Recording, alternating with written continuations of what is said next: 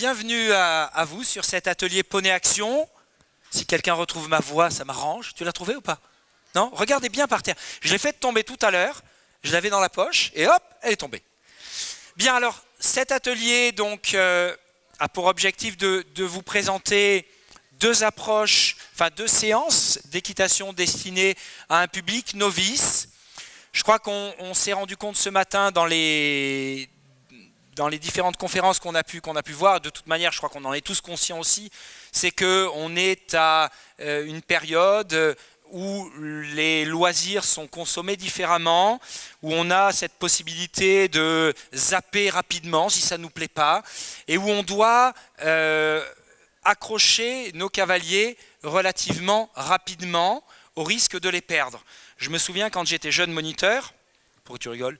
Parce que je suis... Quand j'étais jeune moniteur, lors d'une formation, on m'avait dit attention parce que les cavaliers, au plus ils s'éloignent de la première séance et au plus vous avez de chances de les garder. Donc ça veut dire en gros, faites le forcing au début, ils vont s'accrocher, et puis c'est bon, si vous avez réussi à les garder, après vous les transformerez en cavaliers. Là l'idée c'est un peu l'inverse, c'est de dire on doit être capable d'accrocher dès le départ. On doit être capable de leur faire plaisir dès le départ. Alors, ce n'est pas de l'équitation fast-food. Vous allez voir qu'on a une approche qui est une approche ludo-pédagogique de l'équitation. Avec nos petits cavaliers qui sont ici, qui vont jouer le jeu. L'idée, c'est de vous présenter, on va faire un voyage dans le temps ensemble. 3 étapes. Une première étape, j'ai 4 ans. Je viens pour la première fois dans un poney club. Oula, ça fait peur.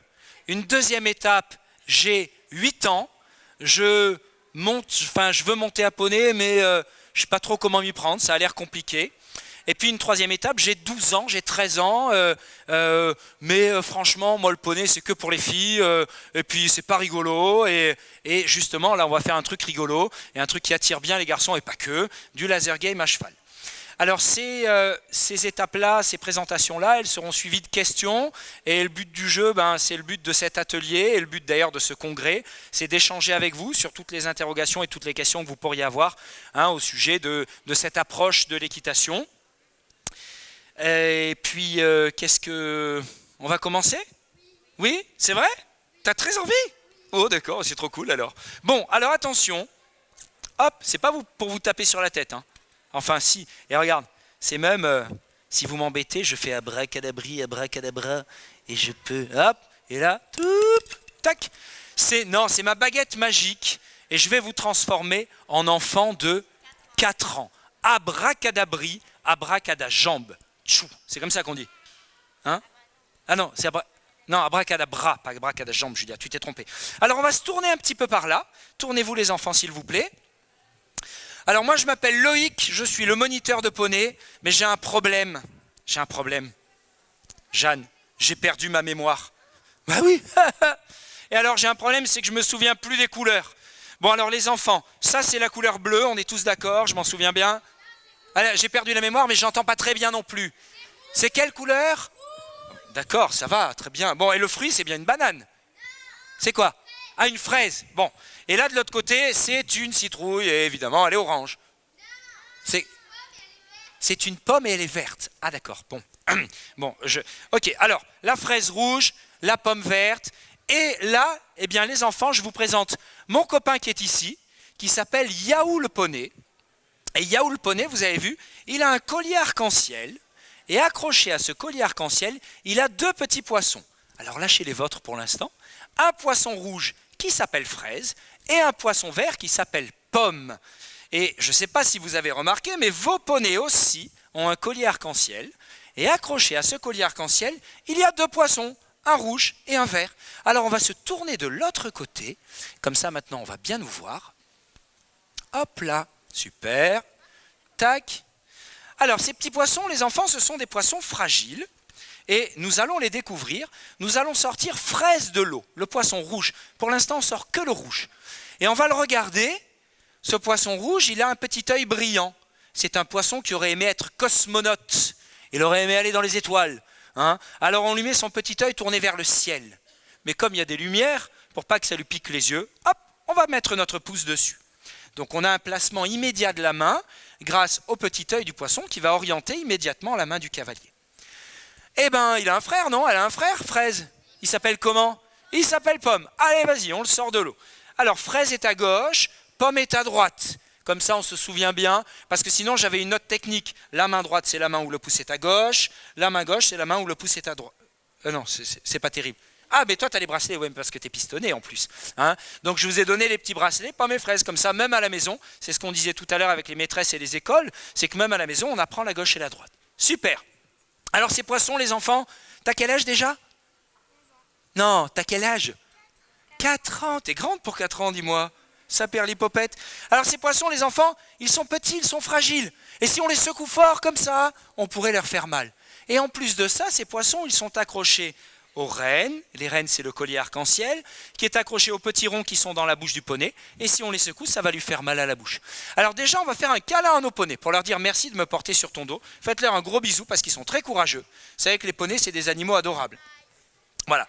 Et on va apprendre à diriger les poneys avec Pomme et Fraise. Alors attention, Pomme et Fraise, les enfants, il ne faut pas les lâcher dans l'eau. Hein, parce que vous avez vu qui y a là-bas? Il y a le requin. Et qu'est-ce qu'il pourrait faire, le coquin? Il pourrait les manger, Salomé. Donc, si on fait coucou à papa ou maman pendant le cours de poney, comme des fois on fait, hein, eh ben on ne les lâche pas parce que le requin pourrait les manger. D'accord? Pour autant, les enfants, regardez, moi je vais surveiller le requin. Gare à toi, coquin, le requin. Vous pouvez les lâcher, vos poissons. Et vous voyez que les rennes, elles sont accrochées à la selle. Donc, il n'y a pas de risque qu'elles passent par-dessus. Et vous pouvez repêcher vos poissons. Allez-y, à la pêche aux poissons. Pas à la pêche au canard. Hein. On tourne bien les yeux des poissons vers le ciel. Super. On cache les yeux pour avoir hop, la bonne position des mains. Et c'est parfait. Alors, il y a une copine de Yaoul Poney. C'était son anniversaire hier. Salomé, elle a eu 142 ans. C'est ma copine Yop Yop la tortue. Hein, oui, non, mais toi, tu as 4 ans, mais elle a 142, c'était son anniversaire. Alors, il y a un truc qui est rigolo, les enfants, c'est que si on fait le dos de la tortue, qu'on met un peu les poissons en avant, et qu'on dit Yop Yop en remuant les pieds, ça va faire avancer les poneys. Vous êtes prêts? On y va? Allez, tout le monde, on fait le dos de la tortue, on met les poissons en avant, et on dit Yop Yop. Allez, c'est parti. Super, on y va à la queue leu. Alors attention, les poissons sont fragiles. T'as vu, il a dit oui le cheval. Il a dit oui. Puis c'est surtout notre bouche qui est fragile. Parce qu'un poney c'est grand, un poney c'est fort, un poney c'est courageux, mais un poney c'est sensible. Il ne faut pas tirer fort. Souvent on croit qu'il faut taper, tirer, hein, mais c'est pas la peine. Alors là on dirait un peu des vieilles mamies, hein, comme Yop Yop la tortue. Alors les enfants, vous avez vu là-bas, il y a une copine, hein, elle s'appelle Grand Cou la girafe. Je voudrais que tout le monde garde ses poissons couchés contre les cheveux du poney. Ça s'appelle comment déjà? Ça craint? Ouais, ça craint pour un moniteur de ne pas se souvenir, tu as raison. C'est ça, ça craint, ouais, bon. Les crins, tu as raison. Et on garde bien les poissons couchés contre les crins. Et un grand, c'est pas un coup de girafe ça, hein. Allez, un grand coup de girafe, Julien. Encore, allez, avec la tête, on va toucher le plafond. Très bien, super, magnifique. Donc, c'est ma copine Grand Cou la girafe. Regardez, elle a l'air un petit peu bécasse quand même, hein, comme ça. Tu arrives à faire la bouche comme la girafe ou pas? Comme ça, non, de pas. C'est trop dur, comme ça. Très bien. Bon, alors, on est passé à côté de lui. On l'a pas vu. Il a un gros bidon. Vous l'avez vu? Un peu comme moi, hein. C'est mon copain l'ours Ola. Et alors l'ours Ola, il y a quelque chose qui est magique, c'est que si je fais un gros ventre comme lui, et que doucement, alors attention, hein, je ne veux pas vous voir tirer fort, hein, on fait un gros ventre et on ramène les poissons vers son gros ventre. Et on dit Ola. Et j'ai pas vu le gros ventre là. Alors on refait la tortue. Ah bah ouais. Allez, on refait la tortue. Voilà. T'as vu tout à l'heure, tu tapais, il n'avançait pas. Il suffisait juste d'avancer tes mains. C'est bien. Super. On fait un grand coup, on fait un gros ventre et on dit oh, magnifique. Et vous avez vu avec la voix, parce que le poney, lui, il écoute les intonations. Quand je dis yop, yop, ça le fait avancer. C'est comme et quand je dis oh là, ça le fait ralentir. Bon, alors les petits copains maintenant. Il est le moment où nous allons traverser la mer de Pommes et Fraises. Vous avez vu ici Pommes et Fraises? Alors regardez bien comment je vais faire. On a caché leurs yeux pour l'instant. Et moi, quand j'ai mes yeux cachés, je ne vois pas du tout. Je vais... Oh, pétard, j'ai failli tomber. Alors attends. Bon, alors ça veut dire quoi? Ça veut dire que si on garde les mains sur les yeux des poissons, ils ne verront pas où ils vont. D'accord? Donc, on va réveiller à tour de rôle les poissons. Quand je veux aller du côté de Pomme, je réveille Pomme. je lui tourne la tête et je le fais nager. Il faut bien lui montrer. En relâchant la pince pouce-index, on va éviter le réflexe de tirer, puisqu'on va relâcher le muscle de l'avant-bras. Donc, voilà. Oh yeah! Hey, tu peux faire la danse des va-et-nés et on va mettre la musique. Attends, je vais te trouver la bonne musique, t'inquiète. Donc, on réveille Pomme, on lui tourne la tête, on le fait nager. Une fois qu'on a tourné, on recouche Pomme à côté de Fraise, on réveille Fraise, on lui tourne la tête et on la fait nager. Et un coup d'un côté, et un coup de l'autre. On fait des zigs et on fait des salles. C'est parti, on y va? Allez, réveille Fraise. Voilà, moi je montre avec Cavalier, avec mon porte-clés, les gestes à effectuer.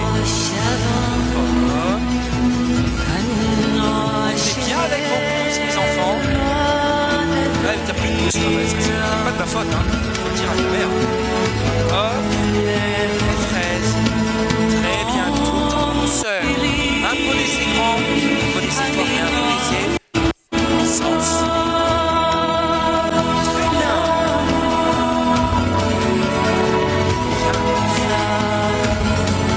Ok. Alors après, ce ne sera pas compliqué de repositionner, on va en parler maintenant, son pouce correctement et de tenir ses rênes classiques. Alors attention, le gros ventre de l'ours, abracadabri, abracadajambe, on s'arrête. C'est pas un ventre d'ours, ça. Ça, dans la langue du poney, ça veut dire avance. Ça veut dire freine. Si je te dis avance, ben oui, mais comme ça. Alors, Salomé. Bon, abracadabri, abracadabra, tchou, vous avez 8 ans. Ah, ça va, Salomé, quel âge as-tu? 8 ans, très bien. Et toi, Julia? 8 ans, vous avez tous 8 ans? C'est ça, t'as quel âge? 8 ans, ça c'est trop génial, c'est des groupes très équilibrés. Alors à 8 ans, on a plus de force, et à 8 ans, souvent on croit qu'il faut tirer, il faut taper, parce qu'on l'a vu dans les dessins animés, dans les westerns et tout, alors que non. Un poney, on va pouvoir vous montrer qu'on est capable de le diriger juste avec le bout des doigts. Alors sur les poissons, ou alors c'est peut-être l'âge de ne plus parler de poissons, mais de poignets, on peut parler, donc là ça parle fort là quand tu fais ça, on peut parler des autres petits repères, puisque vous avez vu, il y a l'œil du poisson, et il y a en dessous les petits trous du ventre du poisson. L'idée, c'est d'être capable de mobiliser la main du cavalier pour que la transition sur les rênes classiques se fasse sans aucun problème. Au lieu de cacher l'œil du poisson, je vais boucher le premier petit trou du ventre. Allez-y. Très bien. Je me retrouve exactement comme sur des rênes classiques. Le deuxième petit trou du ventre. Fais glisser tes petits doigts, là, tu es au premier. Vas-y, deuxième. Hop, et je vais même jusqu'au troisième. Très bien, voilà. Donc là, on est exactement dans le geste qu'on apprend quand on tient des rênes classiques. Et attention, on recache les yeux des poissons. Ok.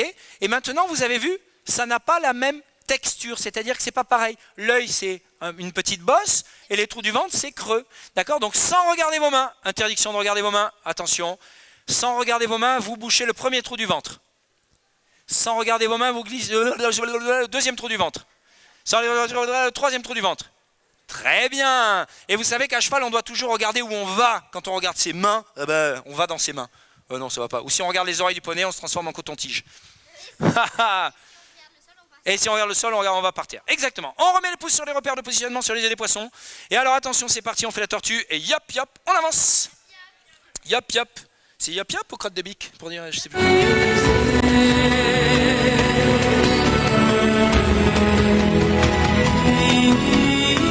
Bon, alors maintenant, nous allons tenter une expérience qui n'a jamais été tentée, les enfants.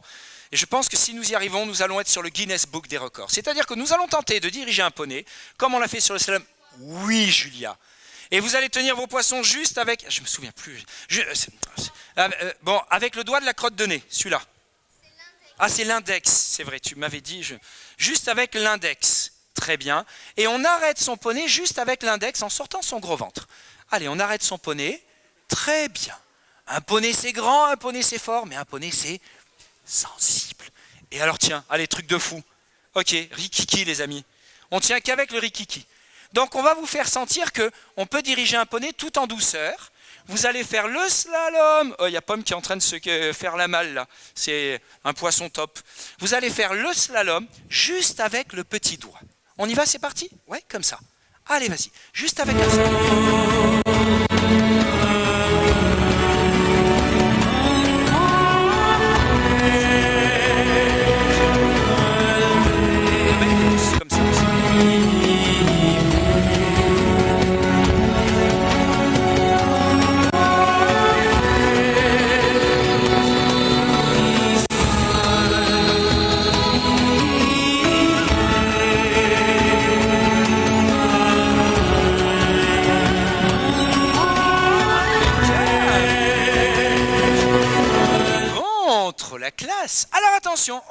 ces petits doigts et on va changer de doigt. On va travailler un petit peu sur la mobilité des mains. Moi, mon prof de piano, il me le fait faire et à poney, avec nos doigts, c'est exactement comme avec le piano.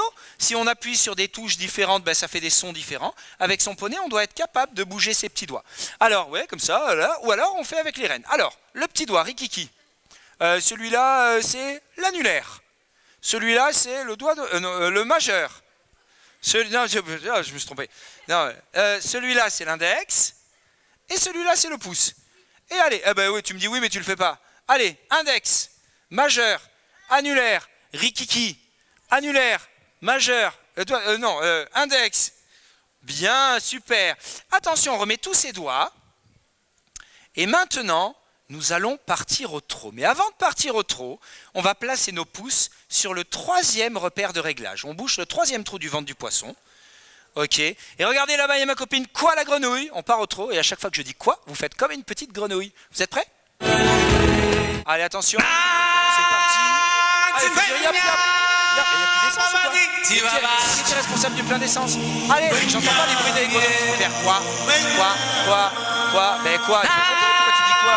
On dit pas quoi, on dit comment? Allez, arrête de dire quoi, on dit comment? Attention, on remet les pouces sur les repères de positionnement, les yeux des poissons. Et on fait le gros ventre de l'ours et on repasse au bord. Magnifique, faites un gros câlin à vos poneys.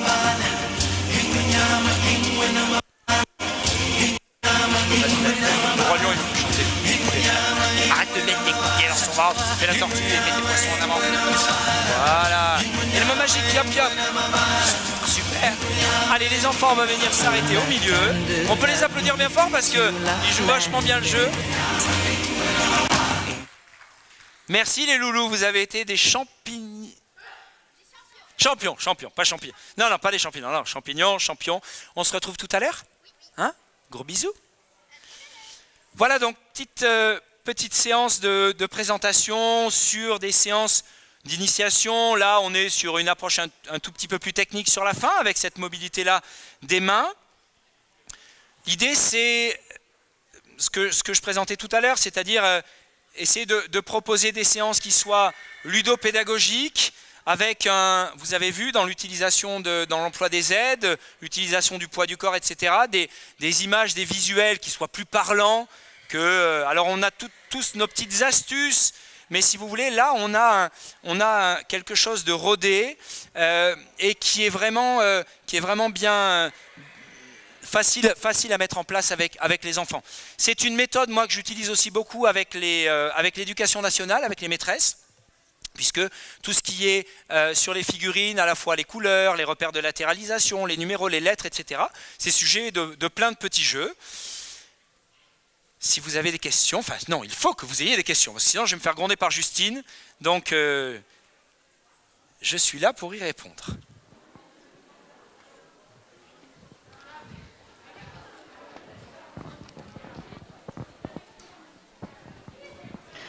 Bonjour, donc moi je découvre ces rennes Equidrive. J'avais une question puisque je ne les ai pas vues de près. Est-ce que c'est facile à régler ou à changer de réglage pour avoir la bonne tension? Oui, alors hop, je vais vous montrer, j'en ai un modèle ici. Merci beaucoup. Alors la nouveauté par rapport aux rennes à poignée qu'on connaissait déjà, il y en a plusieurs.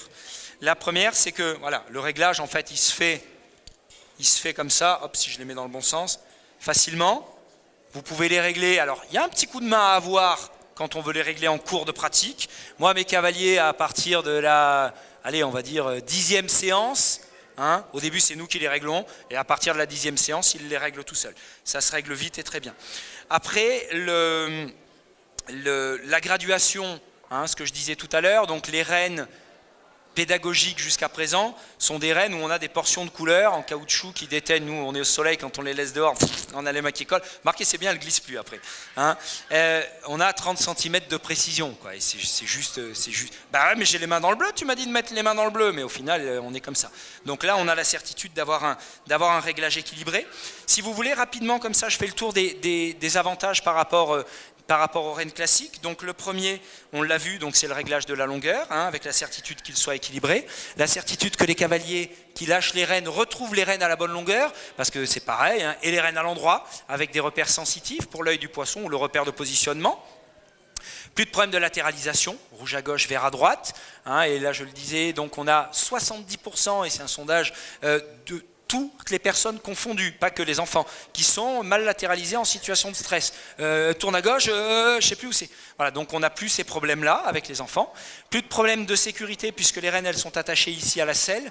Avec les poneys, ça nous est tous déjà arrivé, baisse la tête, lâche les rênes, marche dessus et qui se retourne. Et plus de problèmes non plus de crispation, puisqu'au final, dans tous les petits jeux qu'on fait de mobilité, de dissociation segmentaire, on apprend vraiment au cavalier à se décrisper sur les rênes. Et la crispation des rênes, elle entraîne tous les problèmes que vous connaissez, de cavalier qui tire, de poids du corps en avant, etc.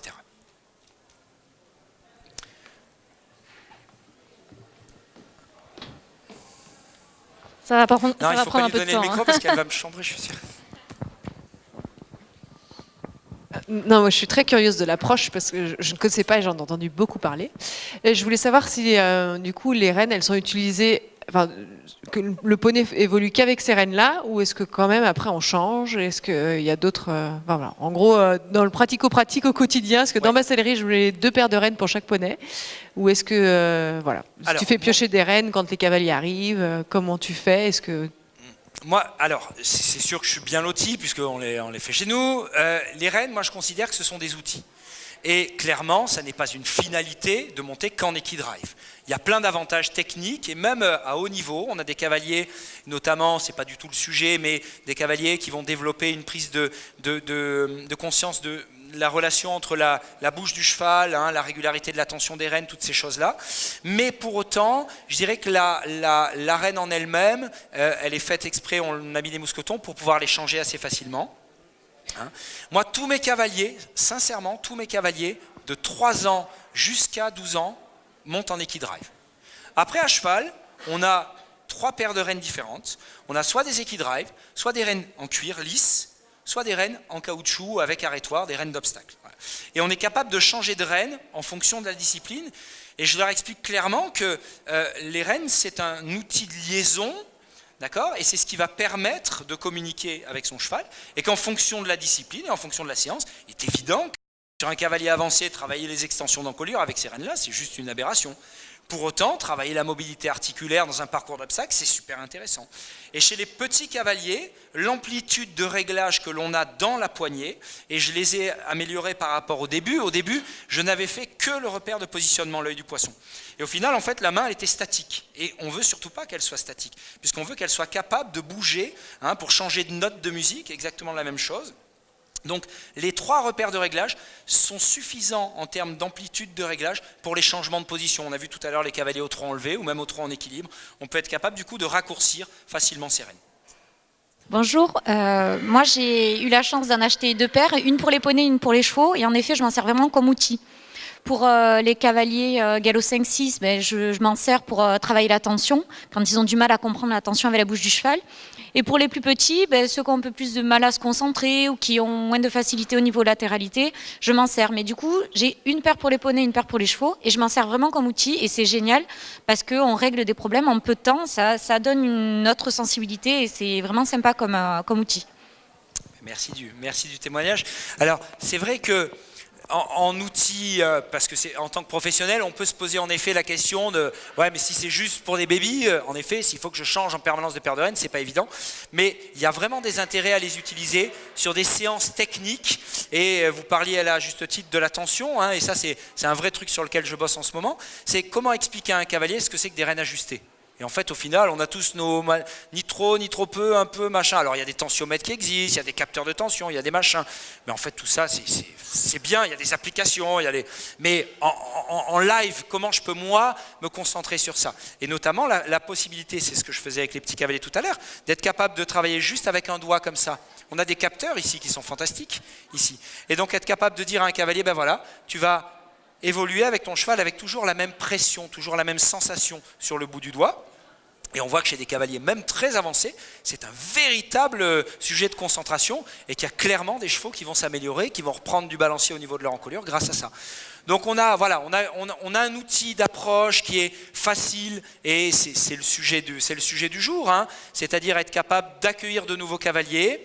Moi je l'ai utilisé au départ, je l'expliquais tout à l'heure, c'est qu'on faisait comme chaque année des tours de poney. J'ai un centre équestre qui est un peu excentré des agglomérations, et chaque année en septembre on allait recruter sur le parking du Super U et on faisait les baptêmes poney, trop génial, super cool et tout. Puis quand on avait mal aux pieds on rentrait, puis on disait bah voilà, au moins on a distribué des prospectus, les enfants sont venus carré. Ouais mais bon, franchement pour les poneys et pour les moniteurs et même pour la vision de l'équitation, c'était pas franchement cool. Donc on a développé ce concept qui s'est petit à petit construit avec cette méthode là, qui est quelque chose qui vise justement à montrer que oui, on peut, c'était un peu provoque de dire ça, mais on peut devenir cavalier en 15 minutes chrono. Vous avez vu, même s'ils sont cavaliers, on serait capable de faire, c'est ce qu'on fait lors de salons, de portes ouvertes, etc. On serait capable de faire la même chose avec des complètement novices, avec ces petits jeux qui sont super rigolos. Donc, donner du plaisir immédiat dans une approche qui est respectueuse du cheval, avec des cavaliers, des parents qui vont dire ah ben tiens ouais c'est pédagogique, des maîtresses, j'en parlais tout à l'heure, nous on a tout un programme maintenant validé avec l'éducation nationale là-dessus, avec des maîtresses qui voient un intérêt et tout le monde est gagnant, à la fois les poneys parce qu'ils se font plus tirer sur la bouche, les enfants parce qu'ils apprennent en s'amusant, les parents parce qu'ils y voient une méthode construite et pédagogique. Alors moi je suis responsable d'un centre équestre, je suis convaincue tout à fait par la méthode. Juste pour reparler du changement de reine, oui. En fait j'ai enlevé toutes mes reines de mes fléchettes et les enfants quand ils arrivent, ils choisissent s'ils veulent les petites reines à poignée, les équidrive, ou s'ils veulent les reines entre guillemets normales. Et sur mes reines standards, j'ai mis des mousquetons. Comme ça, chacun apprend aussi à mettre et enlever les reines. Et pareil, j'ai trouvé des petits filets avec sur les muserolles des petits anneaux, ce qui permet aussi, par rapport à ce qu'on disait sur l'atelier d'avant, pouvoir mettre les reines soit sur la muserolle, soit directement sur le mors. Et pareil, moi, je les utilise avec tous mes petits. D'eux-mêmes, ils vont prendre les équidrive. C'est beaucoup plus simple à gérer. J'ai des centres de loisirs qui viennent à chaque vacances et ils sont autonomes, moi, les enfants. On les tient pas, on les met dans la petite carrière, on fait des jeux. Ils ont compris en 5 minutes top chrono comment ça fonctionne et enfin, c'est génial. Super, mais merci beaucoup. Bonjour, moi j'avais juste une question pratique, parce qu'on a des poneys qui tirent beaucoup vers le bas, et du coup avec des rênes classiques, souvent les enfants lâchent les rênes, et du coup avec ces poignées-là, est-ce qu'ils risquent pas de partir avec le poney? Alors je vais vous faire part de mon expérience là-dessus. On a donc un centre équestre avec une grosse activité saisonnière, et on fait plein de randonnées au pied de la Sainte-Baume, à côté d'Aix-en-Provence. Et on partait en rando avec les chevaux, les poneys, et tous les poneys avaient des ficelles à ballots, parce que c'était juste l'enfer. Ils passaient leur temps à manger, pourtant on n'avait que des cailloux, mais ils arrivaient à manger des cailloux. Et donc on mettait des ficelles à ballots, sauf que vous connaissez le truc, si t'as pas de croupière, machin, truc, siège éjectable et compagnie. Donc bon, très bien. Et puis sont arrivés les équidrive, et ils tiraient plus, enfin ils broutaient plus. Alors au début je me suis dit, c'est parce qu'ils ont plus de poignes. Et du coup, ils peuvent plus se retenir. Mais en fait, ce n'était pas ça du tout. Parce qu'en analysant bien le problème, les chevaux arrachaient les rênes parce qu'ils se faisaient arracher la bouche pendant les balades. Et comme ils avaient arraché les rênes, ils allaient brouter.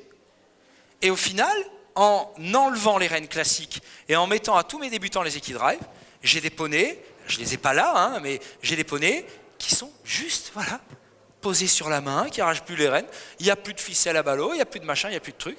Et j'ai des cavaliers, des non-cavaliers, des promeneurs qui finissaient en me disant « Ah, j'ai mal aux mains et tout, il tire beaucoup, il mange beaucoup. Hein. » Mais tu lui arraches la bouche. Mais en même temps, le type il monte sur un cheval, on lui dit « Bah vas-y, allez hop, tu as ton destin entre les mains. » Et puis vas-y, hop, par un cheval, et puis comme ça, c'est normal. Hein. Donc là, vraiment, grâce à ça, on a vraiment une cavalerie. J'ai des retours super là-dessus de moniteurs, de structures qui me disent la cavalerie est métamorphosée. On a des poneys qui arrachent les rênes, qui n'arrachent plus les rênes. Parce que la main est plus douce, parce que la main est plus mobile. Et quand je parlais tout à l'heure de cette position-là du pouce, volontairement, c'est pas une finalité, évidemment, on ne peut pas tenir des rênes comme ça, mais c'est le relâchement de la pince qui entraîne le relâchement du muscle de l'avant-bras et qui va donner beaucoup plus de souplesse au mouvement. Donc pas de cavalier qui reste pendu aux rênes. On est prêt pour le laser ? Bon.